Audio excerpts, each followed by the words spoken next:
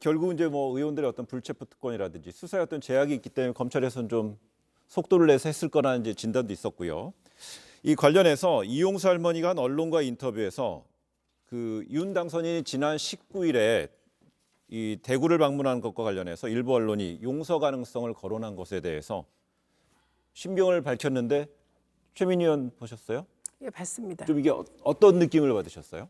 이런 겁니다. 네. 사람이 복합적인 감정을 갖는 것이잖아요. 어떤 언론사가 윤미향 당선자와 할머니가 만나서 포옹하면서 울었다는 거 아닙니까? 그거를 보고는 혹시 화해하는 게 아니냐 이런 뉘앙스의 기사를 쓴 건 맞습니다. 네. 근데 할머니 말씀은 안아준 것도 맞고 안다 보니 30년의 세월이 주마등처럼 흘러가서 눈물도 났다. 그러나 그런 차원의 문제가 아니다라고 말씀하신 거예요. 그런데 그리고 용서 이런 거 아니다. 이게 무슨 말씀이냐면 지금 우리 사회가 이용수 할머니의 문제 제기를 못 안아받고 있는 건데요. 할머니께서 처음에 이 문제 제기를 하시면서 하나의 전제를 달았습니다. 위안부 문제 해결에 대하여 딴지를 거는 제 표현입니다. 네. 그런 것들은 있을 수 없는 일이다. 어제는 MBC에 나오셔서 그건 인간도 아니다 이렇게 얘기를 하셨어요. 그러니까 이 위안부 문제를 해결하는 과정에서 우리가 전부 다 합쳐서 같이 가자.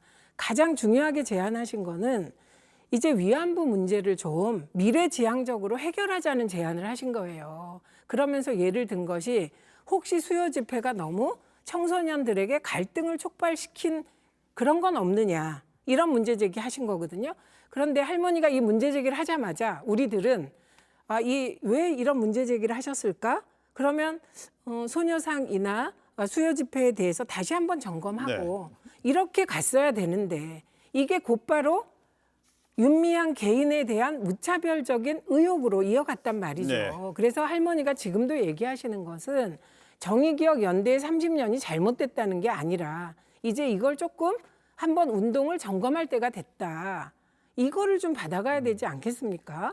네. 저는 이용수 할머니 지금 뭐 그런 측면도 분명히 있겠지만 그걸 통해서 구체적으로 드러난 게 어쨌든 회계 부정 의혹이고 그리고 그 각종 지금 돈과 관련된 정말 생각하고 싶지도 않은 그런 각종 그 의혹들이 지금 연이어서 튀어나오고 있는 건데 이게 어떻게 무차별적인 공격인가요? 계속해서 그런 팩트 의혹들이 나오니까 그것에 대해서 다 관심이 집중되고 있는 것이고 그러니까 정부도 들여다보겠다고 하는 거 아닙니까? 그러니까 이건 무차별적이라는 그런 형용사는 좀 적절치 않은 것 같고요.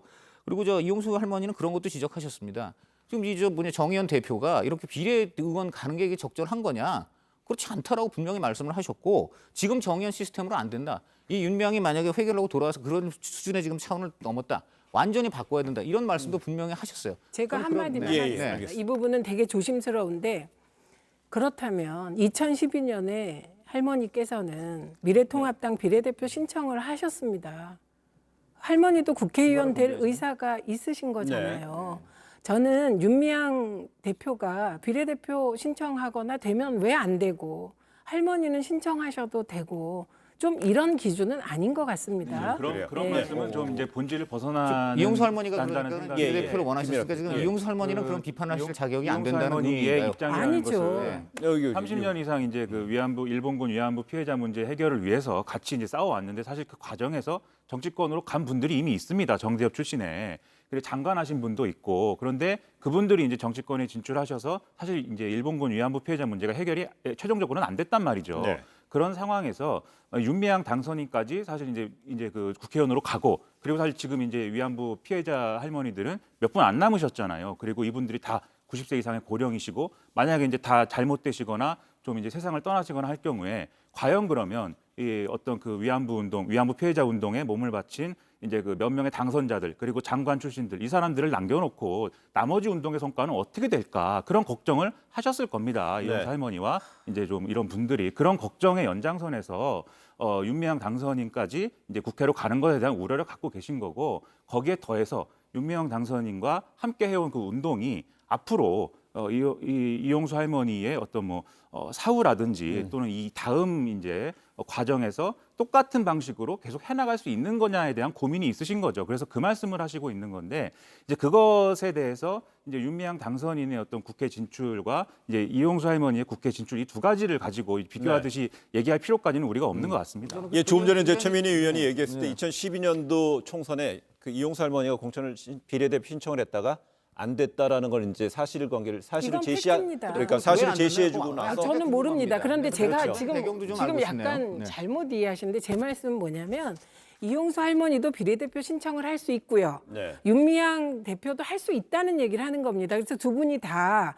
예를 들면 위안부 운동을 오래 해보니 이게 제도권 밖에서 하는 게 너무 힘든 겁니다. 네. 그러니까 어느 분이든 국회에 진출해서 이 운동을 좀 더 잘하고 싶다. 이건 긍정적이라는 말씀인 거고, 그리고 아까 제가 하신 말씀에 약간 수정을 하자면 예를 들면 이미경 대표나 지은희 장관 얘기하시는 건데요. 그분들은 여성 운동을 쭉 하시다가 이 정신대 운동부터 시작해서 모든 힘을 모아서 이 분야를 한 것입니다. 그러니까 이거를 지금 요새 모든 게 기승전 정대협, 기승전 정의기억연대 이건 아닙니다. 알겠습니다. 그분들은 여성운동단체 대표성으로 국회에 들어오신 거기 이 때문에 박정화 대변인 짧게 얘기하고 제가 다른 질문 한번. 25일 날 다음 주 월요일 날 이제 이용수 할머니가 마지막 기자회견을 하신다는 거 아니에요? 그러니까 그때 보면 어떤 말씀을 하시고자 하는지 나올 거라고 보여져요. 예. 그리고 그 시작하면서 이 논란이 시작되면서 앵커 정리하셨던 것처럼 위안부 피해자 할머니에 대한 그 숭고한 인권 운동에 대해서는 세계적으로 우리가 계속 잘 키워가야 되는 게 맞아요. 그런데 이용수 할머니가 지금까지 쭉 말씀하셨던 거 보면 이 운동은 계속 살려서 계속 가야 되는데 그중에 보니까 서령 잘못된 부분이 이만큼 있더라. 이건 도려내야 된다 이런 말씀인 것 같거든요. 이거는 저희가 한번 지켜보고 잘못된 부분은 도려내고 이 운동은 잘 될 수 있도록 잘 가야죠. 일단은 25일 기자회견 한번 보고 저희가 다시 논의하는 게 맞지 않나 싶은 생각이 정리를 듭니다. 다 하신 것 같은데요. 최근에 이제 언론에서 일부 보도가 됐었던 그 쉼터 운영 문제라든지 후원금의 어떤 사용처에 대한 문제 의혹이 이제 제기가 됐었는데 관련해서 이용수 할머니가 다음 주 월요일 25일에 기자회견을 밝힌다고 그랬고요. 여기에 대해서 더불어민주당도 이 회견 이후에 대응 방침을 밝힐 것이라는 전망이 이제 우세한 상황이기 때문에 주말 사이 어떤 상황이 이어지는 상황을 보고서요. 다음 주에 저희가 다시 한번 짚어보는 주제로 삼도록 하겠습니다.